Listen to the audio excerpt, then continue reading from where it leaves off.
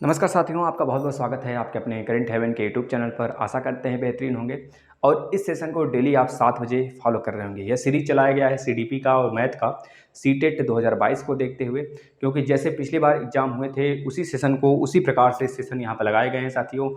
आपके 15 नंबर पहले कवर किया जाएगा जो कैलकुलेटिव है मैथ में, फिर उसके बाद पेडोलॉजी वाला सेशन लगाया जाएगा। ऐसे में आप लोग लास्ट तक बने रहेंगे और डेली क्लास फॉलो करिएगा। जो बच्चे नए हैं उनसे रिक्वेस्ट होगा कि वह पिछला क्लास ज़रूर देख लेंगे, जिससे कि वह पूरी क्लास को अगर कवर करते हुए चलते हैं टॉपिक वाइज तो बहुत ही बेहतरीन तरीके से उनकी तैयारी हो पाएगी और अपना नोट्स जरूर बनाइएगा। चलिए आज हम नया चैप्टर स्टार्ट करते हैं जिसका नाम है फ्रैक्शन, यानी कि भिन्न भिन्न, जिसे हम लोग भिन्न कहते हैं। और यहाँ से काफ़ी ज़्यादा प्रश्न आते हैं। अभी हम प्रश्न भी लास्ट में करेंगे, आप लोग लास्ट तक बने रहिएगा। कम से कम 5-6 प्रश्न करेंगे, ठीक है। इकाई भिन्न, देखिए सबसे पहले टाइप्स ऑफ फ्रैक्शन। फ्रैक्शन का मतलब पहले समझ जाइए। जैसे बात करें कोई भी एक बड़ा सा रोटी है या रोटी है, ठीक है। इस रोटी को हम 4 भागों में ऐसे बांट दिए, एक भाग हमने निकाल लिया, तो हम बोलेंगे जो भाग निकाला गया है यह पूरे भाग का कितना है, तो आप बोलेंगे यह पूरे भाग का पूरा भाग एक है, एक का चौथा हिस्सा है। एक का चौथा हिस्सा है यह कटा हुआ या रंगा हुआ भाग, यानी जो एक है इसे बोलते हैं न्यूमिनेटर, इसे बोलते हैं डिनोमिनेटर, यानी हिंदी में बोलते हैं अंश और हिंदी में मतलब हिंदी में इसको अंश बोलते हैं, इसको हर बोलते हैं। यह बात याद रखेंगे, न्यूमिनेटर यानी अंश और हर मतलब कि डिनोमिनेटर। ठीक है भाई, ये बातें समझ में आ गई। अब इसी प्रकार से हम लोग देखेंगे टाइप्स ऑफ फ्रैक्शन कितने होते हैं। तो टाइप्स ऑफ फ्रैक्शन 4 होते हैं। सबसे पहली बात इकाई भिन्न। इकाई भिन्न मतलब यूनिट फ्रैक्शन। यूनिट फ्रैक्शन सब समझना बहुत ही आसान है। सिर्फ और सिर्फ आपको ऐसे क्वेश्चन आ जाएंगे कि बताइए इनमें से यूनिट फ्रैक्शन कौन सा है। तो यूनिट फ्रैक्शन का मतलब होता है कि जिसका न्यूमिनेटर यानी कि अंश में एक होता है, जैसे 1/5, 1/4, 1/3, यह सब के सब अगर ऊपर एक हैं तो सब के सब यूनिट फ्रैक्शन में आते हैं, यानी कि याद रखेंगे यूनिट भिन्न यानी इकाई भिन्न में आ जाते हैं। यह प्रश्न बहुत आसान था, बता सकते थे। दूसरा उचित भिन्न। उचित भिन्न का मतलब होता है साथी प्रॉपर फ्रैक्शन। प्रॉपर फ्रैक्शन में याद रखेंगे जो न्यूमिनेटर होता है ना, न्यूमिनेटर होता है वो छोटा होता है डिनोमिनेटर से, यानी कि डिनोमिनेटर जो होता है बड़ा होता है न्यूमिनेटर से, यानी कि जो हर होता है वो हमेशा बड़ा होगा न्यूमिनेटर से। यानी यह भिन्न पहचानेंगे कैसे सर, जैसे कि बोलेंगे जब डिनोमिनेटर बड़ा है तो यानी 2/5, 7/10, 3/8, तो यह सारे के सारे आप देख रहे हैं नीचे वाला हर जो है इसका बड़ा है। अगर हर बड़ा है तो इसे बोलेंगे प्रॉपर फ्रैक्शन यानी कि उचित भिन्न। इसी प्रकार से अनुचित भिन्न में क्या होता है, इसका जस्ट उल्टा हो जाता है। इसमें डिनोमिनेटर छोटा होता है, न्यूमिनेटर बड़ा हो जाता है। तो इसमें इसका एग्जांपल ले लेते हैं, उसी को उलट देते हैं तो वही हो जाएगा। जैसे 5/2, 10/7, 8/3, तो ये सब क्या है, इसमें देख रहे हैं न्यूमिनेटर बड़ा है। जिसमें न्यूमिनेटर बड़ा होता है उसे बोलते हैं अनुचित भिन्न यानी कि इम्प्रॉपर फ्रैक्शन। और प्रॉपर फ्रैक्शन यानी कि उचित भिन्न में क्या होता है, जिसके डिनोमिनेटर बड़े होते हैं, न्यूमिनेटर छोटा होता है, यानी कि अंश छोटा होता है, हर बड़ा होता है, उसे बोलते हैं हम लोग उचित भिन्न यानी कि प्रॉपर फ्रैक्शन है। इसके बाद मिश्रित भिन्न में आ जाते हैं। मिश्रित भिन्न का मतलब जैसे बोले हमारे पास एक रोटी है पूरा का पूरा, एक रोटी पूरा है और एक रोटी बोल रहे हैं भैया एक रोटी और है हमारे पास, लेकिन इसका केवल चौथा भाग हमारे पास है। यानी एक रोटी पूरा है तो हम कहेंगे भैया इसको एक लिखेंगे और यह चौथा पूरे रोटी का 1/4 भाग यानी प्लस 1/4 लिखेंगे, तो यह मिलके हो जाएगा 1 सही 1/4। यही हमारा मिश्रित भिन्न कहलाता है। यह चीज़ याद रखेंगे, ठीक है साथी, इतना आप नोट कर लीजिए। फिर फटाफट हम बढ़ते हैं आगे। आपको अनुचित भिन्न से मिश्रित भिन्न में, यानी कि अनुचित भिन्न से आपका मिश्रित भिन्न में चेंज करने के लिए आता है क्वेश्चन, तो उसको देखेंगे अभी हम 4-5 प्रश्न भी करने वाले हैं। बहुत छोटा सेशन होता है साथी, आपको कहीं भी बोरिंग तो होने ही नहीं देंगे हम। बहुत छोटा सेशन होता है जिससे आप आसानी से 2 से 3 बार देख सकें, क्योंकि बहुत ज़्यादा पढ़ाने से क्या फ़ायदा जब उसमें से आना ही नहीं है। जितना पढ़ाएंगे सिर्फ उतने में से आना है। इसके बाद जैसे टॉपिक खत्म होता है हम डेली प्रैक्टिस सेट लगाएंगे कम से कम 10-10, 15-15 क्वेश्चन का, ठीक है ना। अब यहाँ पे देखना है भाई हम क्या बताने वाले हैं आपको। जो अनुचित भिन्न है, अनुचित भिन्न यानी कि प्रॉपर फ्रैक्शन इम्प्रॉपर फ्रैक्शन को मिक्स्ड यानी कि मिश्रित भिन्न में बदलने के लिए, जैसे बोले 7/2 है, 7/2 को अगर आपको बोला जाए मिश्रित भिन्न में बदलिए तो आप क्या करेंगे, पहले 2 से भाग लगा लेंगे 7 का, ऐसे 7 का भाग लगाएंगे तो 2×3 6, यहाँ से 6 बचा और यहाँ पे 1 आ गया शेषफल। तो जो यहाँ पे भागफल आता है उसको आप कैसे लिखेंगे, 7/2 को मिश्रित भिन्न में बदलने के लिए 3 जो आया है पूरा का पूरा कट गया है तो 3 होल, यहाँ पे 1 जो है यहाँ पे आ जाएगा शेषफल और नीचे जो ये 2 है यहाँ पे 2 लिख देंगे आप। 3 सही 1/2, 3 दूना 6, 1 7, देखिए 7/2 आ गया फिर से। यह तो था भिन्न से मिश्रित भिन्न में बदलने के लिए। अब मिश्रित भिन्न से आप इम्प्रॉपर या फिर प्रॉपर फ्रैक्शन में जाएंगे तो कैसे बदलेंगे, 3 सही 1/2 है तो इसको बदलने के लिए 2 या 3 जो है 3 × 2, 3 गुणे 2 करेंगे और जो ऊपर प्लस 1 है उसको ऐड कर देंगे, बटे 2 कर देंगे। 3 दूनी 6, 1 7 बटे 2 आ गया कि नहीं आ गया भाई। इसी प्रकार से बहुत सारे क्वेश्चन ले लेते हैं। जिससे बात कर लें 7 बटे 10 ले लेते हैं। तो 7 से भाग लगाइए 10 में, तो आ जाएगा 7 एकम 7 और यहाँ पे 3 बचेगा। तो एक बार तो पूरा चला गया, यानी 1 होल 3 बचा शेषफल बटे 7। यह हो गया आपका क्या, 1 मिनट, ये उल्टा लिख दिए हम, नीचे ऊपर 10 रहेगा और नीचे 7 रहेगा।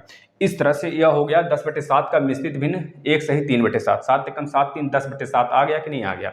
इसको भी अगर इस रूप में लिखना चाहते हैं तो ऐसे करेंगे, 1 सही 3 बटे 7 है साथी, तो 7 एकम 7 यानी 7 गुणे 1 प्लस 3, यहाँ पे जो 3 है बटे 7 कर देंगे, यानी 7 एकम 7 3 10, 10 बटे 7 आपका राइट आंसर हो जाएगा। इस तरह से चलिए अब क्वेश्चन की तरफ आ जाते हैं फटाफट। किस प्रकार से क्वेश्चन पूछे जाते हैं, 4-5 क्वेश्चन करते हैं, आपको खुद समझ में आ जाएगा। पहला क्वेश्चन ये पूछा गया था, बहुत ही साधारण, बहुत ही सिंपल। 3 सही 1/3 में कितने 1/6 छिपे हुए हैं। 3 सही 1/3 में कितने 1/6 छुपे हैं। पहला क्वेश्चन यह था, पिछले बार का भी था, ऐसे क्वेश्चन बहुत बार आते हैं। अगला प्रश्न की बात करेंगे, 2/3 में कितने 1/6 हैं। 2/3 में कितने 1/6 हैं, 1/6 हैं, यह बताने हैं आपको। तीसरा क्वेश्चन की बात करेंगे, साथ ही आपसे पूछा गया था कि 18 सही 1/4 में कितने चतुर्थांश हैं। 18 सही 1/4 में कितने चतुर्थांश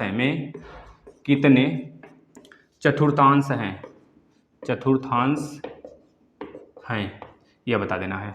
चौथा क्वेश्चन यह पूछा गया था साथी आपसे कि 2/3 प्लस 1/5 को जोड़िए।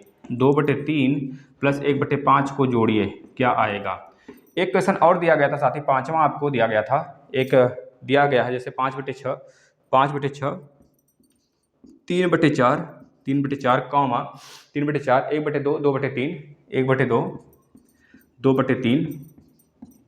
एक और है साथी जिसका नाम 3/5। इसमें बताना था सबसे छोटा भिन्न कौन सा है, सबसे छोटा भिन्न, सबसे बड़ा भिन्न, यह पूछा जाता है। सबसे छोटा भिन्न कैसे निकालेंगे अभी हम बताएंगे। सबसे छोटा भिन्न कौन सा है, आसानी से निकाल सकते हैं सबसे छोटा। 3 सही 1/3 में कितने 1/6 छिपे हैं, तो आप लिखेंगे पहले 3 सही 1/3 लिखेंगे, 3 त्रिका 9 1 10/3 लिख देंगे।